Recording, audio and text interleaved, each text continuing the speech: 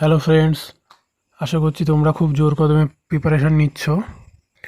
তোমাদের অনেকেরই মনে ডাব্লিউপিএসআই এবি ও ইউপি নিয়ে কিছু প্রশ্ন বা ধোঁয়াশা রয়েছে, সেগুলো আমি আজকে ক্লিয়ার করার চেষ্টা করব। আমি প্রথমেই বলি, এখানে যে কথাগুলি আমি বলবো সেগুলি লাস্ট ডাব্লিউপি যে রিক্রুটমেন্টটা হলো 2020 সালের যে রিক্রুটমেন্টটা হলো তার উপরে বেস করে, ঠিক আছে? যেহেতু আমি ওতে পার্টিসিপেট করেছিলাম, সেহেতু আমার ও সম্পর্কে একটু ধারণা বা জ্ঞান আছে, তাই তোমাদেরকে বলতে পারছি। তাহলে চলো বিষয়টা শুরু করা যাক। ফার্স্টে এবি আর ইউবির মধ্যে কিছু সিমিলারিটি আর কিছু ডিফারেন্সিয়েশন আছে, সেগুলো কী কী আগে দেখে নিই। সিমিলারিটি বা মিল কী কী আছে? সিমিলারিটি যদি বলি, সেম পোস্ট সেম র্যাঙ্ক। তুমি অফিসার পদে চাকরি করবে, জব করবে, তোমার র্যাঙ্ক হবে কি সাব ইন্সপেক্টর। দুজনের ক্ষেত্রেই তোমার কাঁধে দুটো করে 4টে স্টার থাকবে, ঠিক আছে? স্যালারিও সেম হয়, বেসিক পে প্লাস তার সাথে বিভিন্ন অ্যালাউন্স দিয়ে প্রায় 40-42 হাজার টাকা মতো তোমাদের ইনহ্যান্ড স্যালারি হয়ে যায়, ঠিক আছে? সিলেকশন প্রসেসও মোটামুটি সেমই আছে। Prelims, PET, PMT, physical eligibility test, measurement test, তারপর মেইনস পেপার হয়, তারপরে পার্সোনালিটি টেস্ট বা ইন্টারভিউ হয়, ঠিক আছে? তার উপরে কাট অফ বের হয়, বার হওয়ার পরে তোমাদের ফাইনাল সিলেকশন হয়। তাহলে কী কী ডিফারেন্সিয়েশন আছে সেগুলো দেখা যাক। এলিজিবিলিটি ক্রাইটেরিয়া, ঠিক আছে? ইউবির ক্ষেত্রে কী ক্রাইটেরিয়া আছে? মেল পুরুষদের 167 সেমি হাইট, চেস্ট 79+5 মানে 79 নর্মালি, এক্সপানশন 5 সেন্টিমিটার, ঠিক আছে? ওয়েট হলো 56 কিলো। 79 হলো মিনিমাম। তার উপরে যদি তোমার চেস্ট হয়, যতই তোমার চেস্ট মেজারমেন্ট হোক না কেন, তার উপর তোমার 5 সেন্টিমিটার এক্সপানশন করতে হবে, ঠিক আছে? আর ফিমেলদের হাইট আর ওয়েট 160 সেমি আর ওয়েট হলো 48 কিলো। আর এবিদের কী আছে? মেল ক্যান্ডিডেটদের জন্য শুধুমাত্র, ফিমেলদের এবির ভ্যাকান্সি বার হয় না। হাইট লাগবে 173 centimetre, 173 centimetre, chest 86 normally, 5 centimetre ফোলাতে হবে, ঠিক আছে? ওয়েট হলো 60 কিলো। এটা হলো বেসিক ডিফারেন্স গেল। তারপর কী কী আর কী কী ডিফারেন্স আছে? পোস্টিং, ইউবির পোস্টিং কোথায় হয়? নর্মালি থানা, ফাঁড়ি, এই সমস্ত জায়গায় ইউবির পোস্টিং হয়। আর এবির পোস্টিং কোথায় হয়? এবির পোস্টিং হয়, এবি মানে কি আর্ম ফোর্স, আর ইউবি মানে আর্ম ফোর্স, ঠিক আছে? এবির পোস্টিং হয় কোথায়? ব্যাটালিয়ান, তারপর ট্রাফিক, স্পেশাল আর্ম ফোর্স আছে যেগুলো, র্যাফ, স্ট্রাকো, বিভিন্ন স্পেশাল ফোর্স যেগুলো আছে, সেগুলোই এবির অফিসারদের অনেক সময় পোস্টিং হয়ে থাকে, ঠিক আছে? এবার আসি কাজ, কার কী কাজ, তাই সেখানে কী ডিফারেন্স আছে?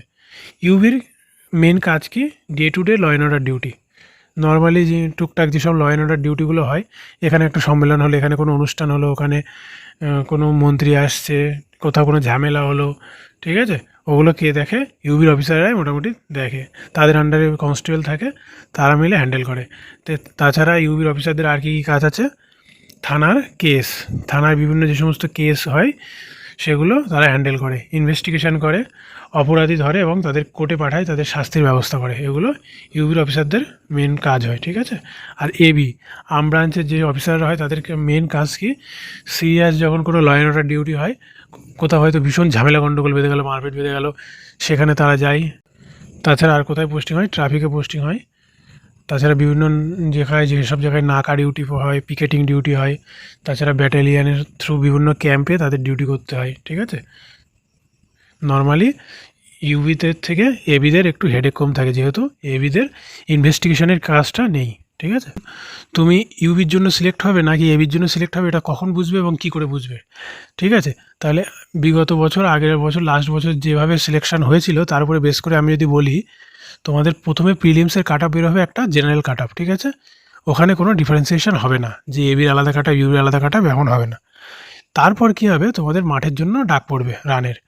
মাঠে গিয়ে তারপর তোমাদের ওই পার্থক্যটা আসবে যে তুমি এবির জন্য সিলেক্ট থাকছো নাকি ইউবির জন্য সিলেক্ট থাকছো, নাকি বোথ, ঠিক আছে?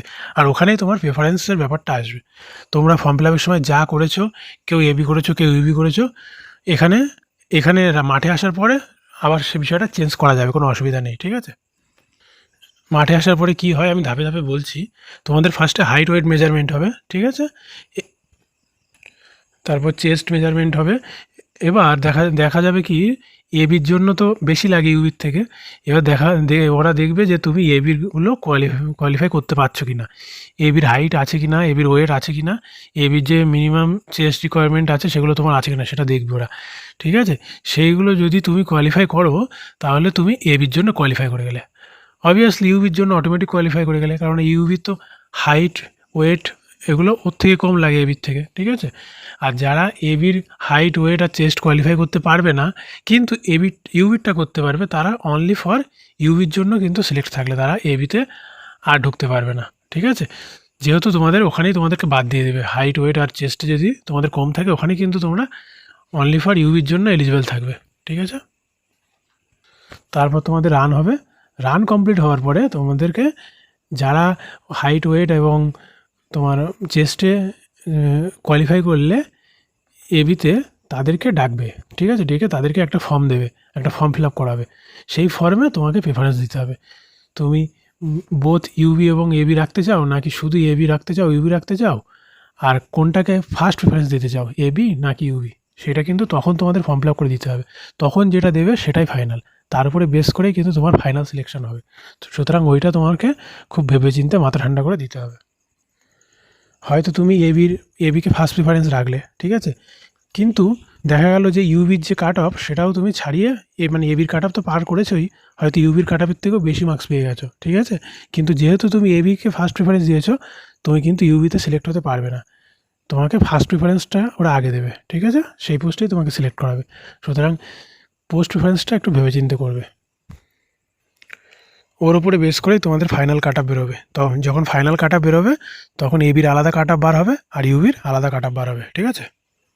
এবার যার যেটা ভালো লাগে, যে ওয়ার্ক প্রোফাইলে কাজ করতে চায় সে সেইটা সিলেক্ট করবে।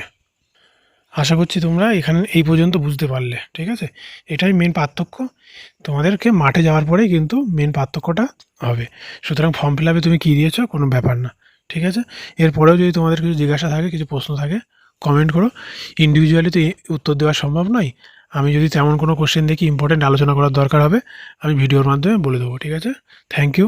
তোমাদের কাছে রিকোয়েস্ট একটাই, চ্যানেলটা একটু সাবস্ক্রাইব করে দিও, চ্যানেলটাকে একটু বড় করো যাতে আমিও মোটিভেটেড হই এবং আরও ভালো ভালো কন্টেন্ট আনি, আরও ভালো ভালো ভিডিও তৈরি করি।